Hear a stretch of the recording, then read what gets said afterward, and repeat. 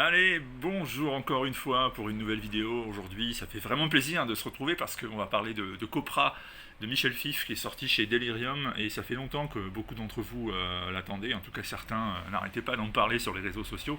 Et puis ça se comprend parce que Michel Fif c'est un artiste complètement à part et Copra c'est une série complètement à part. Alors au départ, c'est un produit qui est autofinancé par Michel Fif lui-même. Donc lorsque sortent les épisodes de cette série, il y a déjà quand même une dizaine d'années, et ben l'artiste fait tout en fait, il fait le dessin, il fait le scénario, il fait la couleur, il fait les envois postaux, il tire 200 exemplaires de chaque numéro, bref c'est un véritable festival d'un seul homme que ce Copra. Puis ensuite la série elle a du succès, ça devient une série culte, disons ça comme ça, et Image Comics s'y intéresse et finit par publier Copra, et aujourd'hui Copra arrive chez Delirium dans une version française qui se respecte vraiment parce qu'il se moque pas du monde, c'est un très très bel album, moi j'aime beaucoup, il est présenté d'une manière impeccable, aussi bien la qualité, la texture des pages qui est superbe que la couverture, c'est vraiment magnifique. Dès qu'on ouvre cet album, première chose qui saute aux yeux, c'est le dessin, parce que le dessin de Michel Fif, il est assez particulier, on a presque l'impression d'être face à une espèce de fanzine, comme on en faisait autrefois, et en fait c'est une bande dessinée, tout ce qu'il y a de plus sérieuse et tout ce qu'il y a de plus intelligente, avec une recherche dans les dessins, la manière de faire parler les personnages, la manière de représenter leur pouvoir en action, l'inventivité dans les différents personnages, certains sont complètement métaphysiques, délirants. Il y a vraiment une imagination débridée qui n'a aucune limite.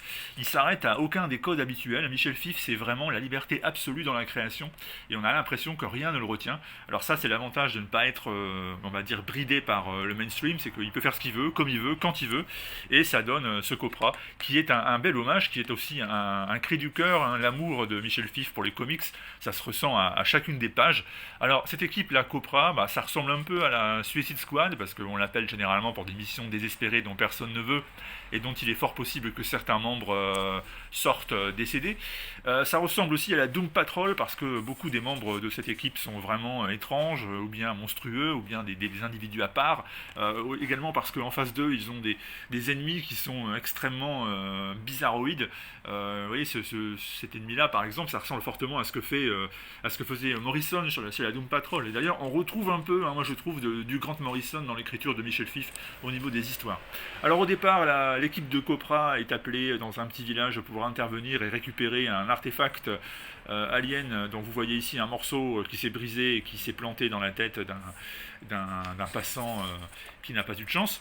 Et cette première mission de l'équipe Copra tourne très très mal puisqu'en effet ils échouent et le village tout entier est rasé au sol, une espèce d'explosion nucléaire, il y a plus de 30 000 morts et du coup les membres de Copra sont recherchés, sont pourchassés, on les considère comme des membres, des individus très dangereux et le gouvernement veut les arrêter. À partir de là ils sont en cavale, à partir de là ils doivent réhabiliter leur nom et ça donne ce volume 1 de Copra, donc de Michel Fif chez Delirium, qui est totalement dingue.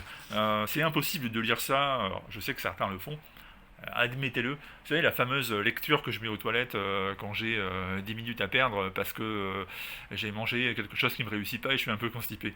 Alors Copra, c'est pas ça. Copra, c'est vraiment la lecture que je prends avec moi quand j'ai un soir tranquille et que je veux vraiment découvrir quelque chose et je veux vraiment m'y mettre et je veux vraiment me plonger dans l'ambiance parce que ça demande un effort. Copra, si vous le lisez, si vous le survolez, c'est pas la peine, vous n'allez pas comprendre grand-chose et puis vous n'allez pas profiter du génie de Michel Fif en termes de création artistique.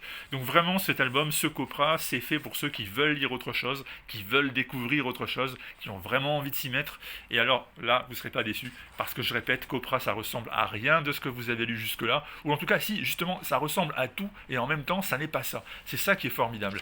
Et ça, c'est l'effet Michel Fif. Et l'effet Michel Fif, quand c'est chez Delirium, et du coup, on y va, on ne le manque pas. Et ce Copra volume 1, moi je vous dis, c'est une des sorties les plus remarquables et marquantes que vous allez trouver en cette seconde partie de 2021. Donc donnez une chance à Copra, d'autant plus que Delirium fait vraiment un effort éditorial remarquable ces temps-ci, il y a des choses superbes. Donc vous savez ce qu'il vous reste à faire. Copra, Delirium, Michel Fif, et c'est sorti. Allez-y. Et à bientôt.